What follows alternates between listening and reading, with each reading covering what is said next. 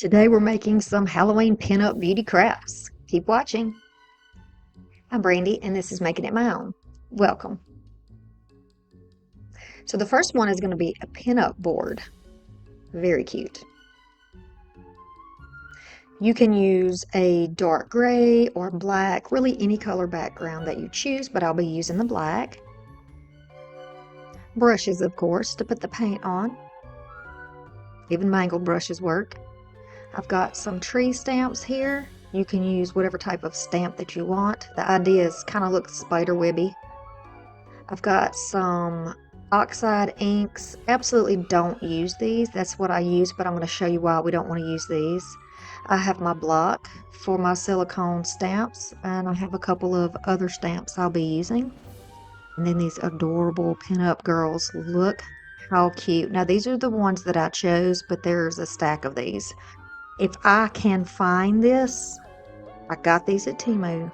If I can find this link, then I will put it in the description box for you. If not, you can use gift cards, you can use regular paper, whatever you want to use. And then here is the board that we're going to use, and it's just a puzzle board. I've told y'all before, and y'all know this, Melissa and Doug stickers are almost impossible to remove without making a big old mess, cutting it up, putting the alcohol in it, whatever. Just spray paint the back of it black and cover all that up if you want to. If you're using it in your home and you're not selling it, nobody's going to flip it over and look at the back of it. Tell them to get right on out the house if they do that. Okay, so this is just a smooth wood surface you can use. If you don't have something like this, you can use a canvas. It's totally okay. We're going to give the option here of a tray or hanging sign. I just call it a board because that's what I've got it on. I'm using chalk paint because it dries matte and it dries quickly. Compared to acrylic, it goes a long way with less coats. That is my personal experience, but you can use whatever color and type of paint, I guess, that you want to use here. I'm going to go on the inside of the little frame piece and all over the top, and then you want to be sure, once you get your coverage on there, that you also go down these sides. So like the outer edges of it, to make sure that it is completely black and you have a nice look all the way around. Don't forget the sides, right? Don't forget those. And then you're going to either allow that to dry, or you can use a drying tool for that, whichever way you want to do it. Okay? So these little silicone or rubber type stamps do really well if you put them on some type of a backing to keep them nice and flat. And the benefit of having a clear backing like this is that you can see through it and you can tell where you're putting it, rather than maybe sticking it on a mirror or, something like that. Now, if you're concerned that you're going to get some of your stamped area onto the black and you don't want to do that, you can just use a piece of paper or something put on the inside to slide around with you to block so that it doesn't do that. So now I'm using this. I left it in for a reason, so hopefully nobody is too confused. We learn from our mistakes when we craft, right? This looks good. It shows up nicely. It's pretty. It's got that muted look that I am going for. So I like it. And like I said before, if you want to use a spider web or whatever type of stamp you want to use, the idea is to give it some, I almost want to say whimsy. You're going to give it a different type of edge. You're going to give it a decorative edge. Now, if you don't want to do this, go ahead and paint your frame a different color if you want. Totally up to you. You could even crackle that frame on the edges if you want to do it that way. That is totally your discretion how you want to do that. But if you want to use a stamp, you can go along, and I'm just using different parts of the stamp too. Not putting the whole tree down. This gives it almost like a webby, or like when you look up through the trees, that look, the leaves through the leaves. It's kind of what it reminded me of, and I really like that. So I'm just going to use this orangey color here, and I'm going to stamp it all over. And then once I've stamped it, I'm going to let that dry, and we can go on to another color. Now, if you're going to use paint on yours, or acrylic ink, or whatever you have, that's totally fine. It's going to do great. I put my lighter color in the background first, and then I will put a darker color on the top. That's my preference. You can start with the darker color and then put the lighter on. It's totally up to you. My experience is if you use a lighter color and then go over the top like this with a darker color, it kind of, you can see the darker color better. You just have to do it to see. You just have to play around with it and see what you think. So if you're using acrylic paint, maybe you use some type of an orange on the bottom and then some type of a, maybe like a burnt brown color, or, you know, whatever color you're going for. Okay, so if you don't have these cards, these little postcards, you could buy a Halloween banner and you can use the individual banner pieces. If you want to use cards, you can use cards. Now, the ones that I'm using are actually paper, so as far as Mod Podging them down, it works better for me using the paper. But if you use cardstock, or, you know, even better, y'all, I've got tons of stuff on my Pinterest that you can go check out. Okay, tons you can check out, print it out, and use those. All right, so be sure that you always clean up your stamps and the block that you put it on. Always get all of that off of there, because you don't later want to go in there and decide you want to use white and then the orange bleeds into the white. You don't want to do that. Put everything back nice and clean so when you start on your next set of crafts, everything is ready to go. Just a little tip that might help you out. It does help me. So here are the little beauties that I have chosen.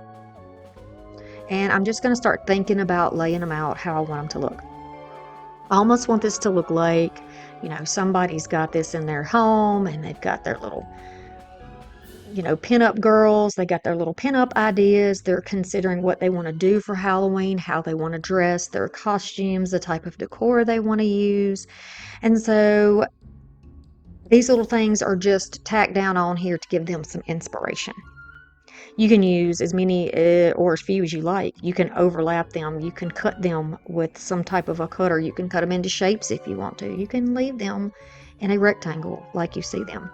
But I have decided I want to give this a little more age. So I'm going to go around my edges and I am going to just start tearing little bits and pieces. Now, if you don't want it to rip into the picture, just use your thumb on that part or your hand on that part to cover it.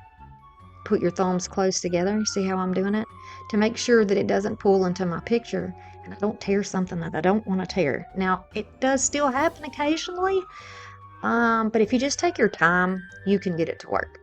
Now, the good thing about fraying the edges like this is that when you go back over it with a paint or a wash or a antiquing wax, whatever you want to use, you can, it will absorb into the white and it's going to give it like a cameo effect, which I think is absolutely gorgeous. So I'm just going to continue along here and let you see how I'm doing it. See how I'm holding my hand over part of the picture and then pulling away from my thumb. That works best for me. As I am doing this, I am trying to keep in mind my space, how much room I have on here, and still the whole project is not planned out. You know, I still don't have everything that I want to do here in mind. But as I go along, as with most projects, and you're probably familiar with this too, things start to kind of come alive in your projects. You just kind of get lost in that flow and you start figuring things out and what you want to add when you look at it from all sides and directions, you know. And these are going to fit good without overlapping here. So I like these, and I like that it is torn here. And you'll notice that the edges are white where we tore on the paper, because it is one-sided printed. The other side is white. I like it. I like it a lot. You can put them down for size and position, move them around. You can pull more off. You can, you know, it's totally going to be up to you. If you just want the faces, you can just do a bunch of faces. But oh my goodness, they're costumes.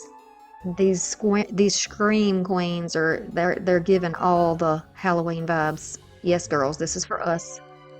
Now I'm going to use antiquing wax on a finger dauber, but you feel free to use whatever you would like. I'm just going to use a minimal amount so that it doesn't, you know, keep it from sticking down and Mod Podge it down just a little bit. And I'm going to start smearing that into the edges and kind of away. If you use just your finger to do this or wipe, just be very careful, because the more obvious dampness you put down on this paper, the more likely it is to tear or, pull apart, or whatever type of paper that you use. Just be conscious of that. You want to keep it dry and use the bare minimum. And do you see the difference that that makes on the card compared to the other ones? And I will give you a side-by-side comparison so that you can, decide if this is something that you want to do. You could also use like a purple if you wanted to do purple. You could do black around the edge if you wanted to. You could do orange around the edge. You just have a bunch of options. This is totally up to you how you want to do it. And I like the idea of the aging and the rustic look. And yes, I still say rustic because look at the difference. Look at the difference. I love that. It really sells that aged look to me. So we're going to just continue along and go all the way around. Now, if you have one of the prints that you use that looks like maybe it doesn't match the background and the color of the rest of them, just go ahead and use your finger dauber to kind of blend toward the inside real gently, like you see me doing, to kind of darken the background a little bit more. But I left my ghost a nice and crispy white. Now, using a very minimal amount of Mod Podge, I'm going to go over my print and then put it down on the board. Now, what I could have done, which probably would have been quicker, maybe, is to go over the entire board with the Mod Podge and then put these in place, and then use my squeegee to put it down and my roller to put it down. I get a lot of questions about this little roller squeegee thing, and it is a Mod Podge brand. So if you just go look at Plaid products and you look at Mod Podge, you can probably find that product there. But I'm going to continue along this way, so you can do it this way. You could use like a glue stick if you wanted to, just to make sure that it is clinging to the board. When I do this, I am going to, before it is completely dry, I'm going to add more Mod Podge over the top. It's going to give it some wrinkles and buckles and lift and make it look older. So now they're all together and they're looking beautiful and they're looking so pretty. So here's my Mod Podge brush. Again, you can go and look and see. It's just a 2-inch thing. Now my glue, oh my goodness. I didn't clean around my edges, which is my fault, on the bottle, and it got yucky. We talk about the glue boogers. Well, it got some in there and it fell into the bottle because I didn't take the time to clean it off like I should have. So tip to you, make sure you keep the edges of those clean, and if you put a little Vaseline or something like that on there, it should help you keep it nice and clean, so you don't have to worry about picking the little crusties out of your Mod Podge. So I'm going to evenly go over here. Now, see where I'm going over the edge of the board with the Mod Podge? I should not have done that, because if you go over it once, maybe it's not a big deal, but to smooth it out and get a nice finish, it bleeds. So it kind of smeared it a little bit, which, totally fine, whatever. Lesson learned.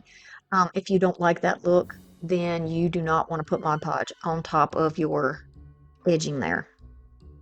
I mean, it's made for paper, right? It's made for paper. It's not made for this type of thing. But I just thought I would try it because I like the idea of using all the tools that I have, because you might not have everything that I have and that I use on a regular basis, but you might have something that you haven't tried yet, right?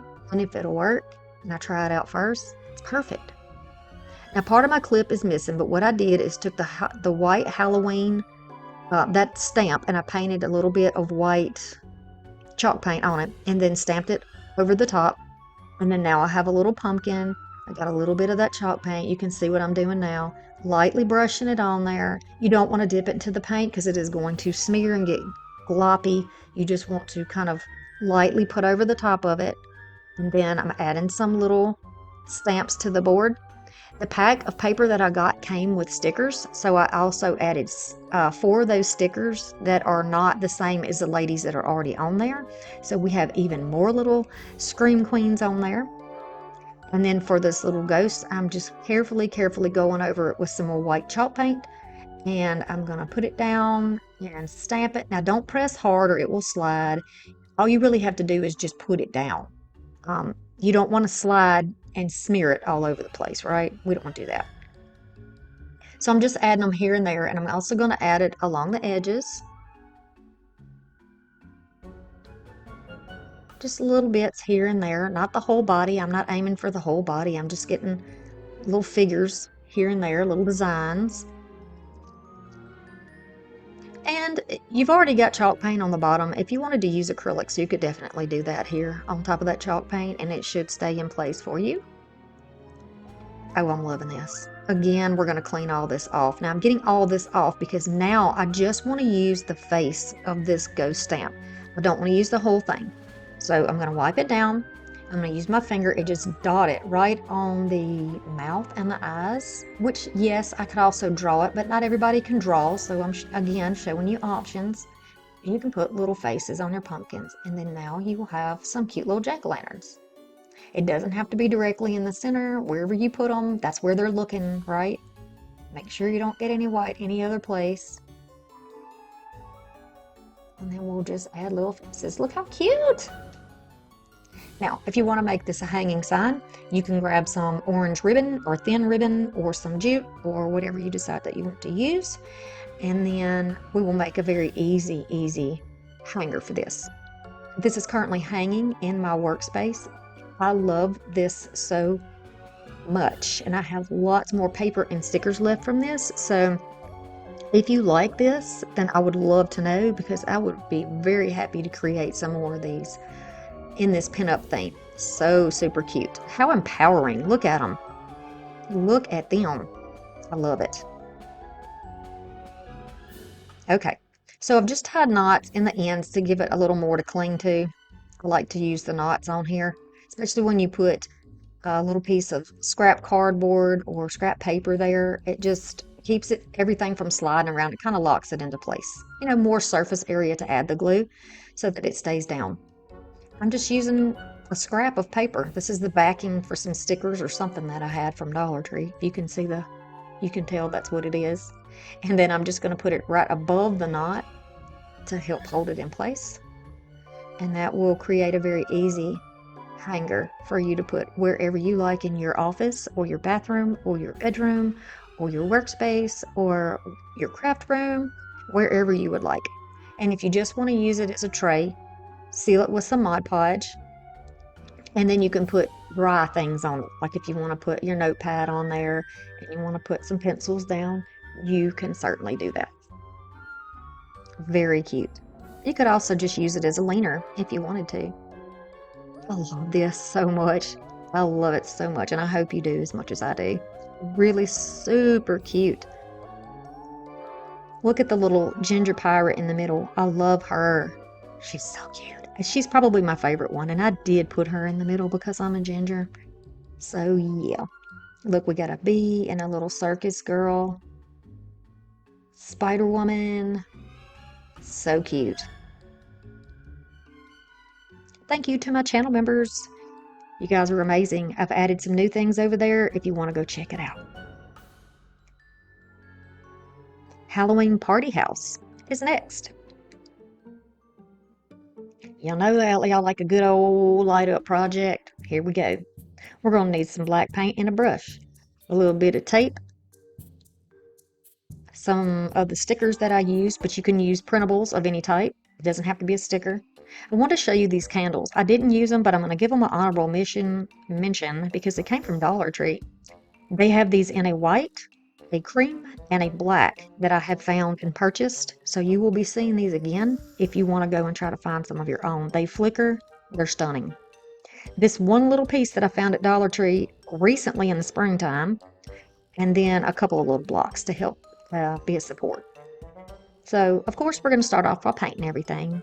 This is an easy project, y'all, so do not be intimidated by this. We're going to do lights because I love lights, and I love lights in the Halloween projects and holiday projects. They're just fun to me. They just add a little bit of whimsy with the light and something unexpected.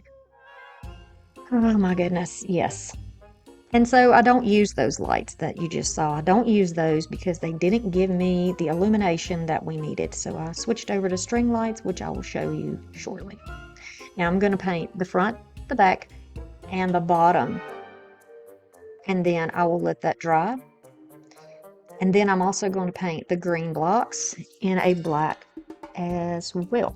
Now the sides that are going to be touching each other, we're going to glue those two green ones together and glue it to the board there, the piece of wood. We don't have to paint that part. You can, it's not going to hurt anything, but it's not necessary. Making sure I get inside the windows and all around there with a solid coverage. And then I'll paint these too. And again, if you don't have a heat tool to use, then you can also use a fan, or a hair dryer. If speed is important, if you're making a lot of projects. If not, just leave it overnight or leave it while you have a coffee break and walk away. All right, so I got some new glue that I got from TEMU. I wanted to try out. And I leave it in here so you can see real time how long it takes to dry. So you'll see me doing some things and whatever, but I don't cut anything out because I want to show you how quick it is. I'm just gluing one of the blocks to the back bottom and one of the blocks to the other one. This is the information on that. If I can grab that link, I'll put it down there for you. I am an affiliate for TEMU, but look at that. Look how fast that is. Oh, that's amazing. I am an affiliate, but you can get your projects and products wherever you like. All right, so that I went ahead and painted it so that the entire thing is solid. And I'm going to choose, I've counted, there are 6 windows, and 5 windows in the door. And I am going to choose which ones I want to use. I decided to use the ones with the white background because they are going to glow a little bit brighter. So you can really see the detail in these little pieces. Now, these are stickers, but I'm not using those as stickers. I'm going to leave them on the backing, and I'm going to use these as like you would if you had little printouts. All right, and there you go. I got 6 of them. We can continue to cut them down if we want. Now we're going to look at our house and decide which one we want to go in which window. Look at the witches, the little trio of witches right there. These are super cute. I want to see, I would like the idea of someone standing in the door because to me it makes more sense than putting like a half body in the doorway. Just dangling there. You know what I mean? My mind wouldn't let me do it, but you do you. Whatever you want to do. I mean, it's all your imagination anyway. Crafting is your own inspiration. And,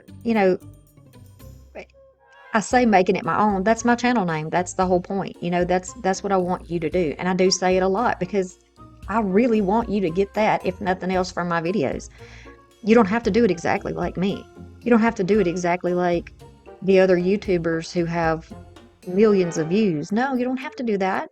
You do what is cute and good for your home and your family and your life, right?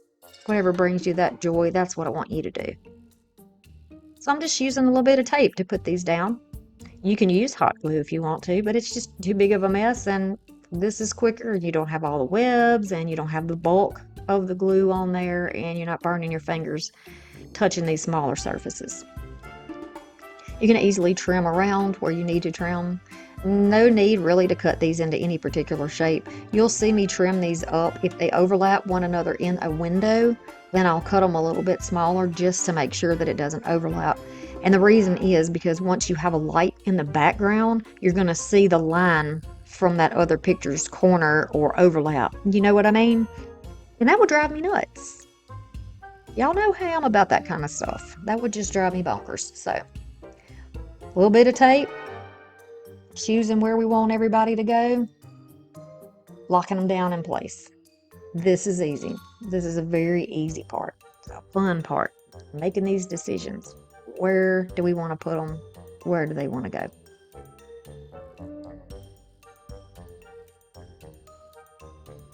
See, I've removed her legs because I don't want her overlapping. I don't want her being in the way of the other windows. Plus, you got to consider where you're putting down your tape as well. And you don't want your tape to overlap.